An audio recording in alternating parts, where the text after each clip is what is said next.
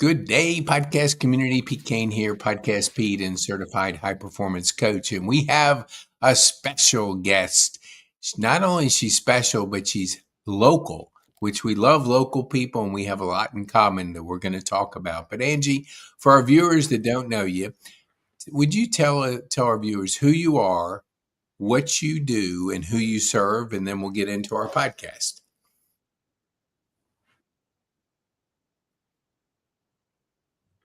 All right, great. Thank you so much for having me, Pete. I really appreciate the opportunity. I am Angie McCollum, and I started a business quite a few years ago called Sophic Partners. Sophic means to be wise. And what I do is human capital consulting and leadership coaching. I work with leaders to help them figure out their people strategy. And essentially, I help them get really clear on where they want to go so they can feel more confident and perform at their best. My approach is a little different because I bring together a few key things. I bring energy leadership, behavioral science, and data analysis. It's not just about what you do, but how you show up. I help people and teams navigate things like burnout and try to be more productive so they can find a better way to work and live. Awesome. I think of myself as a guide and an accountability partner. If I could, I want to use and I work to help client energy and money. I work with companies on a variety of workplace topics like HR strategy, performance, and transition. So my motto is level up how you show up. So that's essentially who I am and what I do.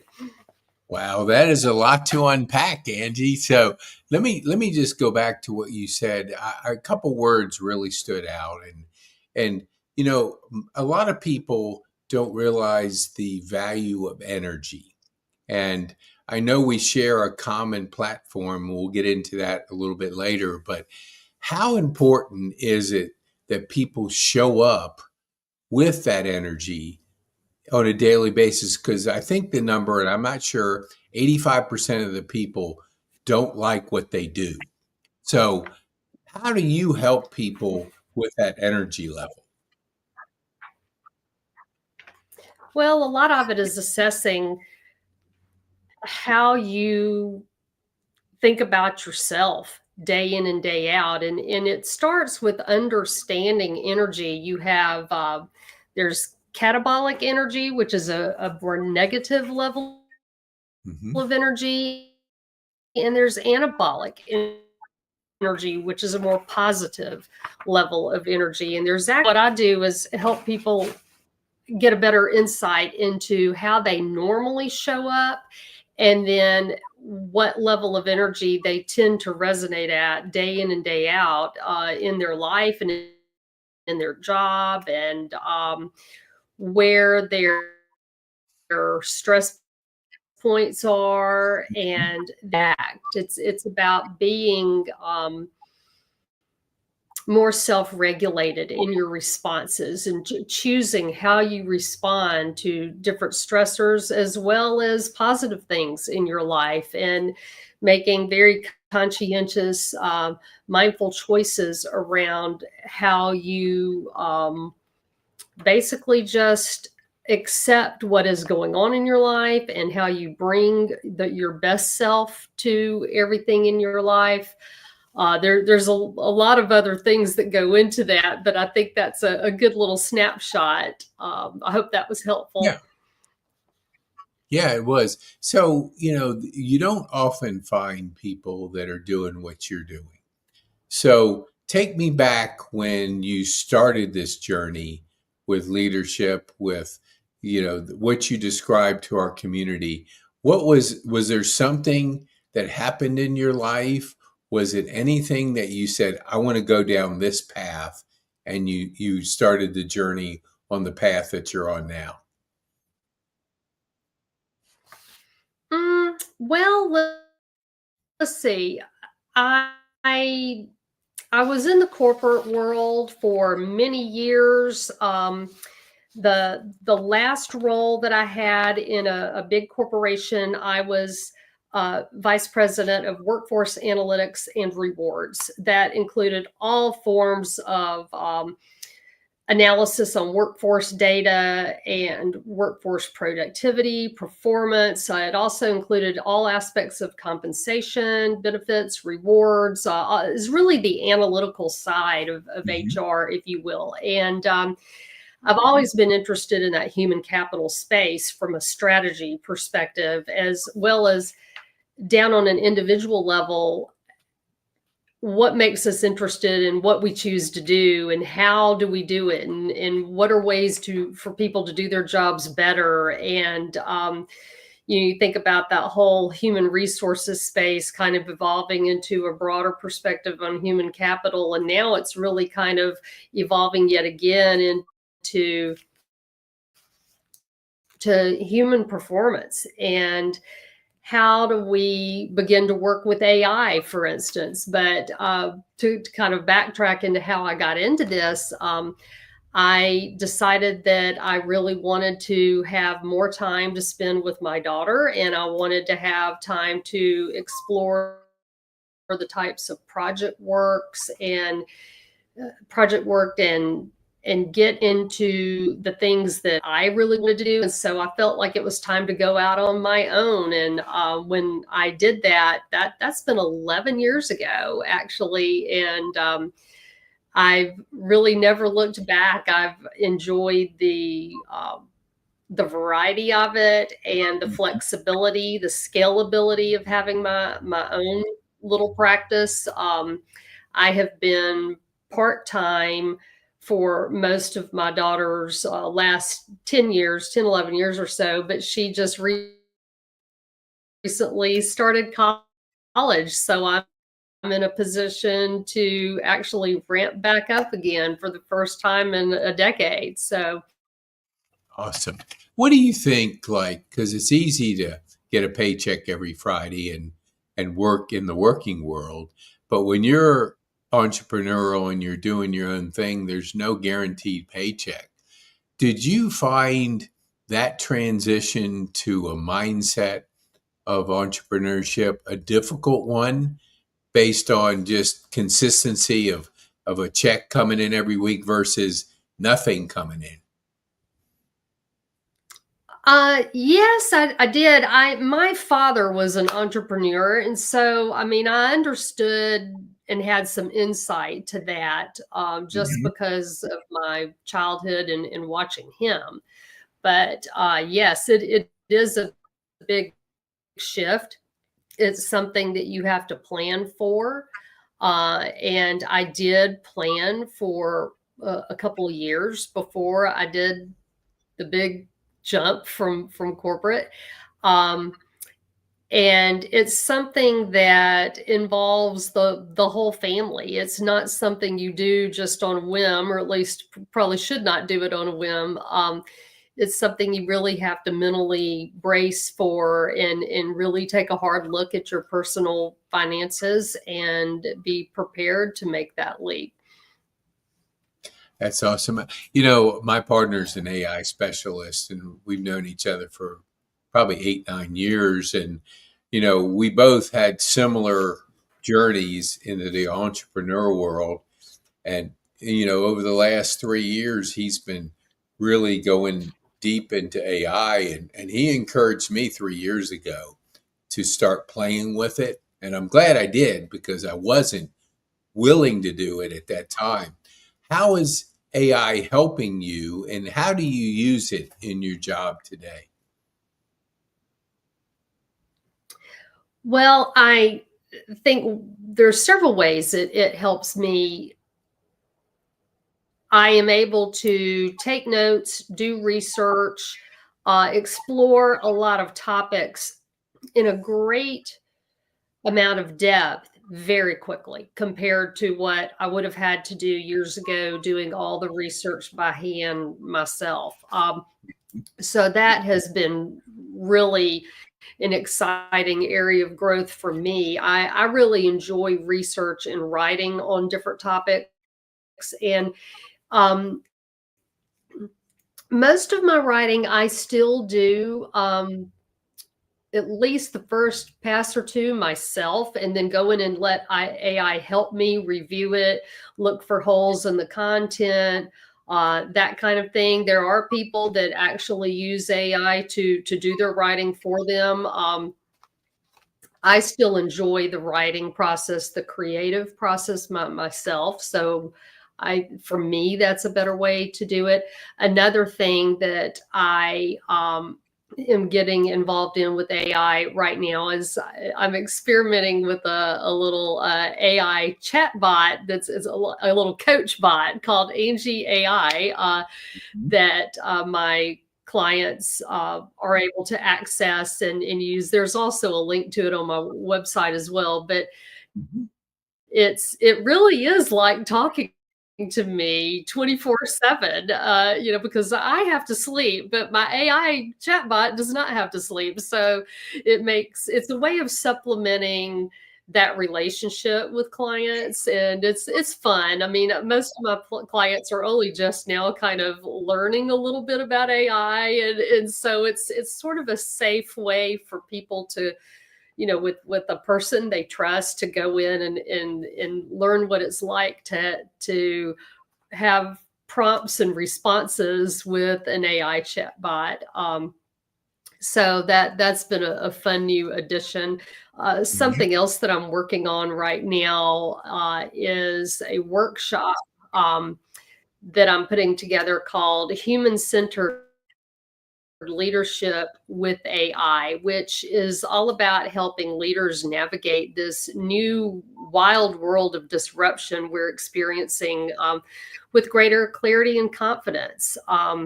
So I think that's a next step for me as far as a more consultative offering that I'm coming out with business clients as opposed to individual coaching clients. But it's an area that I have a great amount of interest in, and so there's no shortage of data to research on all of that right now. Yeah, there. I get up at 3:30 in the morning, so at 3:30 in the afternoon, where my energy level starts to go down, I make phone calls on my porch, and I just call people. And one of the questions I'll ask them is, "How are you using AI with your business?" And about 9 out of 10 people are saying, I do it for a few emails. They'll just kind of like put the big toe in it, little, maybe not even the big toe, the small toe. So when did you start leaning into AI and grasping? I think is an advanced concept. The AI bot, the Ask Angie, those are not normal. I can tell you from talking to my people. So what got you started with that journey? I love technology. I tend to be an early adapter with most technology. And honestly, I don't really remember the first time that I ever did anything in AI. You know, it it was probably just either using Gemini or Chat GPT just on my desktop. But I know something else I did early on is I got a membership, at least for a temporary time period, to, I think it's called Cursive, where you go in and you learn. Is sort of an introductory way to learn and get exposed to quite a number of different AI applications. And I did that some time ago, but you can go in a it's like a test environment for each application, if you will, and you just do interchanges with it and of how to properly prompt it to get the best responses. And that got me more interested and exposed to all the different types of things that are out there and available. And then from there, I just sort of started picking favorites and really actively began to use them. And now that that's a part of my world and my day-to-day life, I can't imagine going back. So, No, but I think they're a nice little safe way for people to go in and play with it a little bit and get comfortable. yeah, I like the word play with, because my partner, he would say, Pete, what are you doing with AI? I said, I don't have time for that. I'm doing podcasting and I'm happy with talking to my guests. And he said, just play with it. Play with it. You got to kind of put your big toe in. And finally, after he kept saying it, I put a course together, and literally I'm dyslexic and ADD. So writing was never my friend. Matter of fact, I can misspell about every other word pretty consistently. So I never was a writer, but it put the framework of a course. And then I did a few more prompts, and in a matter of a week, I produced a course. And I was like, what? That would have taken me 6 months to a year if I'd have done it a couple years ago. So I'm curious, because I know we shared just for a few minutes Growth Day. I've been a member of Growth Day for a couple of years, and I got reintroduced to Brendan Bouchard through Growth Day, and I heard him speak in San Francisco 10 years ago. How has Growth Day helped you as a businesswoman to progress, to learn, to grow? Hmm. Well, I actually start every day with Growth Day. I open my Growth Day app and I listen to the Daily Fire, and I go through the whole morning process. Every single day. I rarely miss a day, and that's just a good habit for me. It's helped me just get zoned in the morning and focus. And then I have a few other things that I do after I'm done with Growth Day too, that are more personal to me, and my daily devotion, and then planning out my day and so forth. But it's really been instrumental. A number of topics that Growth Day covers through the training options that are offered through the app are truly amazing. And I haven't taken all of them. I've taken quite a few, but I have not taken all of the training, because I mean, that would be a full-time job for somebody to do that. It's truly phenomenal what is available on Growth Days. So I'm certainly a fan, and I'm a big fan of Brendan Burchard too. I mean, he has been inspirational to so many people, and he also has a coach bot. And in fact, seeing his coach bot and interacting it with that kind of inspired me to get my own. So but I do put a lot of stock in Growth Day, and I think it's a great tool for anybody who wants to work on self-improvement, and stepping into concepts like high personal agency, those kinds of things. If you really want to, as I like to say in my practice, level up how you show up, using Growth Day is a good stepping stone to help a person do that. I love that. So we talk about, for people who are not familiar with Growth Day, that community is very special, and it's like-minded people who are practicing self-development, personal development on a daily basis. How do you surround yourself? Being an entrepreneur, communities are very important.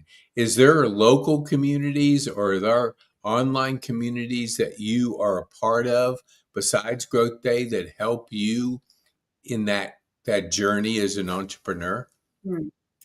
Well, I've been involved in different ones through the years, and more recently, as I have become certified for coaching, I have multiple coaching certification communities associated with them.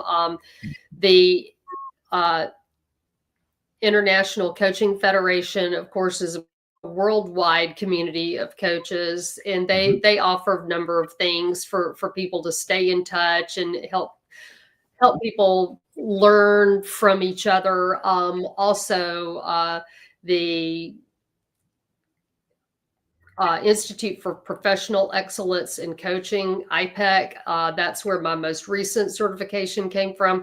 They offer a lot of things like that too for coaches to network with each other. But on a more practical basis, I have just tried to stay in touch with certain people that I always had good professional and personal chemistry with through the years, who have been part of the various organizations that I have worked for in the past.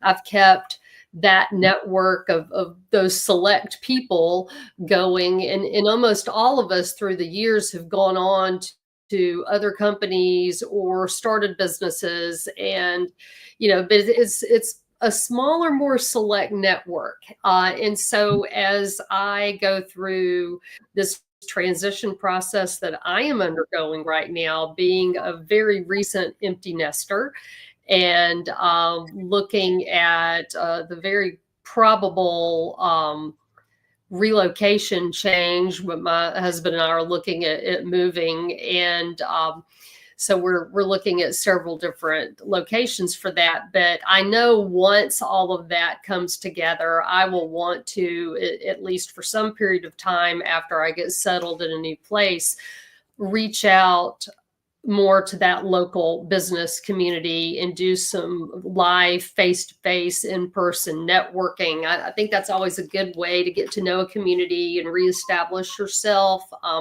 Now, that being said, I'm not going to let go of that broader virtual community that I have with people that I've stayed in touch with for years, because we're all scattered all over the place. We're not all right here in the Atlanta area. And so I think it's good to have both that broad virtual community, which could even be global, and also that local in-person community. Wow, I love that, because one of the reasons I ask you that, I don't think I can put it up here. Maybe I can. We do a monthly live event where our speakers come in, they speak for 5 minutes, 3 points, and we want to teach from the stage. Nobody becomes a public speaker by just born a public speaker. It's those reps and changes. So I'd love to invite you, because we have one this Saturday. So if you feel up for it and you want to venture from Mableton to Kennesaw, we have a live event for you to speak. And we would love to. We want to feature coaches, because not just coaches, because I think everybody needs a mentor. Everybody needs somebody that can, and lots of people that can really help them, because we're getting into some crazy times, and the changes that are coming. AI is going to bring it, and just the adaptive change that's going to happen. You need people to go on that journey with. What do you think, as you're moving, as your daughter's gone off to college, and you have more resource time? Like, what is your challenge that you see for you in growing into a different role than you were in the past few years? How could you share your challenge with our community? Oh gosh. Well, I feel like I'm juggling a lot of challenges right now. Part of it is just that transition of my one and only baby has grown up, and she's away. She's growing and learning and doing her thing, and I'm so excited about that for her. But I do miss her. So that's a challenge. And like I'm just mentioned, relocation is a challenge. Trying to step up my again is a challenge. So there's a lot of things I'm juggling. I can tell you I'm never bored. I also have a very active Australian Shepherd to deal with day in and day out. Mhm. But I try to learn from her too. I've actually done some dog training. I've taken lessons where they teach you how to train your dog. And it's amazing how many parallels I found between coaching humans and coaching a canine. And that could be a whole separate conversation. But I guess what I'm taking away from all these collective experiences right now is that, you know, age is not a limitation. It's a credential. It's the way Mhm. I'm looking at it anyway. We've earned our insights. We know most of the time at this age we know or have a better handle on our boundaries. We have found our voice, or we're in the process of finding it. Mhm. I think all of those things are important at this phase. And I think this isn't the end of the road. It's the beginning of a new road, actually. Mhm. Um, and I feel like energy matters more than your chronological age does. And you have to really protect it and invest in it. And not let go of that. Don't let the world around you tell you, well, you're too old for that, or, you're too old to get that job, or you're too old to go do that particular type of vacation, or whatever the case may be. It's really all in how you think about it, what you bring to those choices every day. You mentioned when you were talking about the daily fire and the 5 to Thrive that you have devotional after that. Are you working on something that you would like to share? Is this a devotional you're putting together, or is it part of your routine that you do on a daily basis? I missed a little of that. We've got a little bit of a sound lag, but I think that you were asking. It really started with some that I was doing on my own, and just really some just individual Bible study, or Mhm. in delving into topics that were more interesting to me.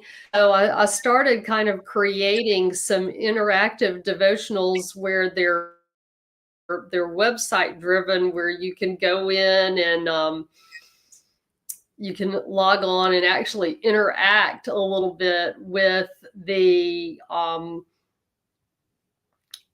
particular Bible verses, and write notes to yourself and save them online so they're lined up with the verse. And just attaching that to some coaching related insights. And so I started playing, and I developed on kind of a low level, 3 or 4 of those. And then I thought, well, I could go back and redo this and tie it together as a series and put a little bit more effort into the functionality of it, Mhm. and turn it into a web-based application. So that's on my project list. When I'm not sure when it's going to rise to the top of the list. Right now, I'm kind of enjoying it. I'm not quite ready to roll it out to other people to use, but eventually I would like to do that.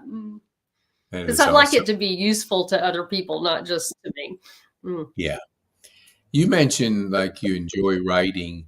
Do you have any kind of regular routine where you're journaling? Is that something that's part of your routine, or do you do it on a basis where it's benefited you that you could share with our community?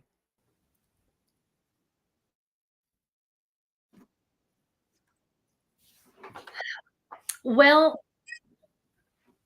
a a little bit. I have sort of an unusual way of doing that. Most of my writing is more professional in nature, and I've been trying to get into a regular cadence of doing that and posting. I actually post a number of things that I write on Medium and a lot of that blog as well. But on a more personal level,